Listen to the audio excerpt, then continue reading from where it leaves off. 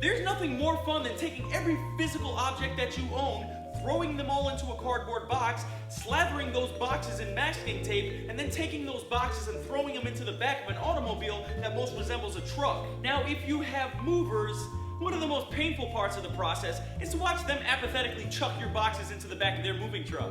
Just to save you the sadness and disappointment now, don't expect anything fragile to survive the move.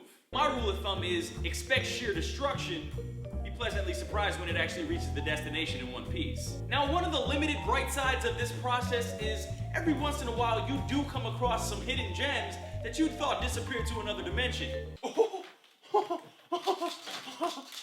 Yes! And here's the time where you get offered the opportunity to have a mini heart attack with each box that you open. Because like I said, breakage is common. From either you trying to fit that last porcelain figurine into that box of bowling balls, because it doesn't have a box of bowling balls laying around somewhere. Or from hitting an abnormally large speed bump in your new neighborhood while you're driving that U-Haul down the block. And then there's that whole mental aspect that you're trying to get past, which I'm currently suffering from. The fact is that the amount of work involved is so intimidating that I don't even want to start. So I guess I might as well just leave it here. Which is a fairly efficient strategy if you think about it, because it saves you from having to pack when moving out. I mean, I had half of my old apartment already packed up before I even started, because I never fully moved in. Now, most of the time, if you move into a new place, you're not exactly always 100% pleased with the aesthetics that you've just inherited. Yes, ladies and gentlemen, I've inherited shower handlebars. At least I know if I have a fainting episode, help is within an arm's reach. And it goes without saying, when you're customizing your new crib, you're gonna be spending a lot of time and a lot of money on changes. For example, when I moved into this house, every wall in here was lime green. Lime friggin' green. And not just one shade of lime green. It was two-tone lime green. That ain't sexy.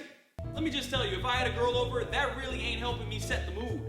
I mean, if anything, green walls gives off a message that I want to wear your skin as a suit while dancing under the moonlight. Not exactly the feng shui that I was looking for.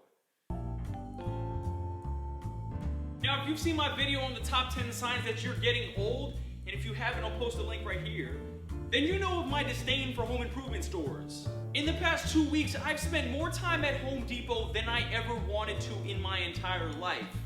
My childhood innocence has been stolen from me, and I'll never get it back. I mean, there's so many small things and knickknacks that you never thought that you needed until you then moved into a new place. It just so happens to be everything that you need is at least $100. Pockets be hurting, bruh. Also, there's no reason that I should know what a sconce is. A sconce.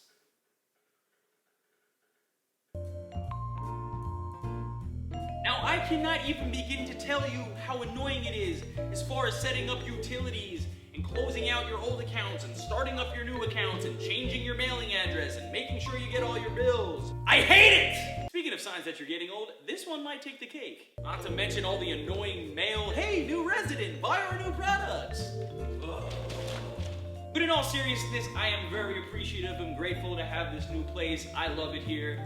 And this is basically just a tongue-in-cheek rant and some lighthearted stuff for people that have been through a move recently and can relate to some of the annoyances of moving. Now, if you'll please excuse me, I'm gonna go stare blankly at some more boxes with the hopes that the items inside will just magically put themselves away like that scene from Mary Poppins. I'll see you next week.